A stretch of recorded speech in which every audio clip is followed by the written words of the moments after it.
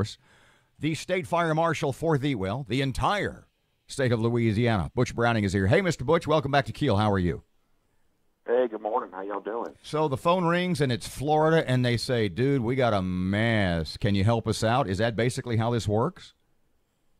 Yeah, that's how it works. This is a tremendous storm. Just overnight, you saw this thing is done increased to a Category 4. So the Florida Fire Marshal, Julius House, a good friend of Louisiana, he phoned me, 2 days ago, and we started talking about what their possible needs would be. And, of course, we've got some great assets with our urban search and rescue teams and the partnerships that we've built with the expertise within the fire departments across the state that we can mobilize folks and respond.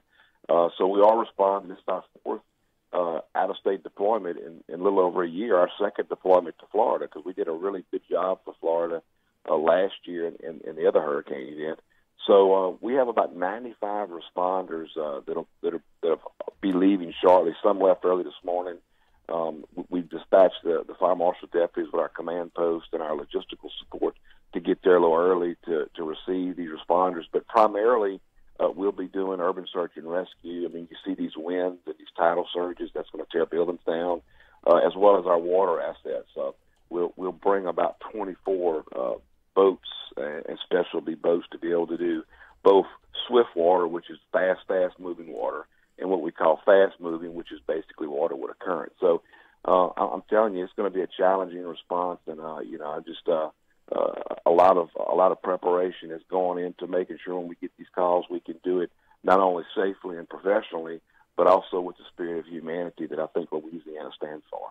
You guys are going in kind of before the storm even hits. I guess the question is, why not wait till it hits, then be right outside and go? Yeah, well, so actually what's going to happen, and of course time is of the essence. They're leaving now, so the idea is to get into probably Mobile, Alabama, and as the storm passes, start moving in.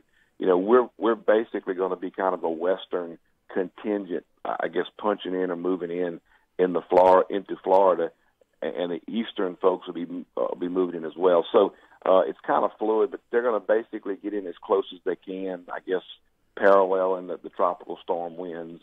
At the point you start seeing that, then you would stop and bunker down. Butch, are these firefighters?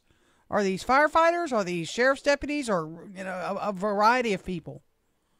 Yeah, absolutely. Primarily it's firefighters, law enforcement, medical personnel who receive specialty training in this urban search and rescue, as well as the folks that operate the boats. There's another layer of training that they get, both in water operations, but in swift water operations too. So most of these folks probably, aside from their normal first responder duties, probably have anywhere from 80 to 100 hours of specialty training in this type of rescue.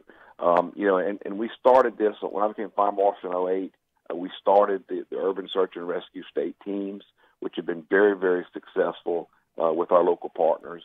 And we constantly train. Every month we're participating in training all across the state to make these people ready. Because as you know, you look at this storm, if this storm would be looking at Louisiana today, we would be in desperate need of not only every one of our first responders, but doing just as Florida's doing, calling for our neighbors to come and help. So Louisiana has always answered the call, and we have some great assets and great expertise from our past emergencies on how to help these other states. Speaking of neighbors, you said 90 some odd from Louisiana. How's about Georgia or Tennessee or Alabama or Mississippi? How many others from other states would you know are headed in to help out?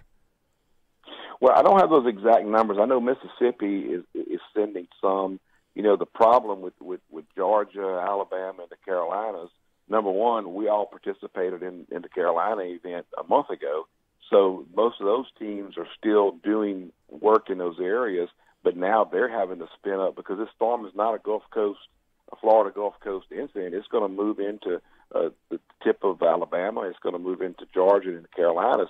So it's going to be a Category 1 hurricane into Georgia area. So many of those teams are actually working from the north and are going to do responses as the storm passes. So it's kind of an all hands on deck.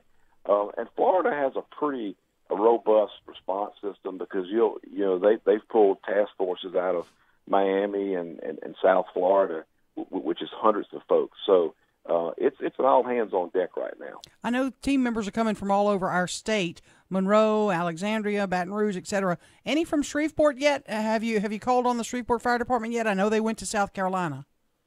Yeah, absolutely. Our team leaders communicate and put together a plan. The initial surge of people came from most areas of the state. Shreveport is on our second response. The other thing we have to look at is after 3 or 4 days, we have to start transitioning people out. So Shreveport would be on our second response. And because of their distance to travel, it actually works out well that they would come in the days to come to go in and swap out. Fire Marshal Butch Browning, thank you so much for your time this morning. Yes, ma'am. Thank you.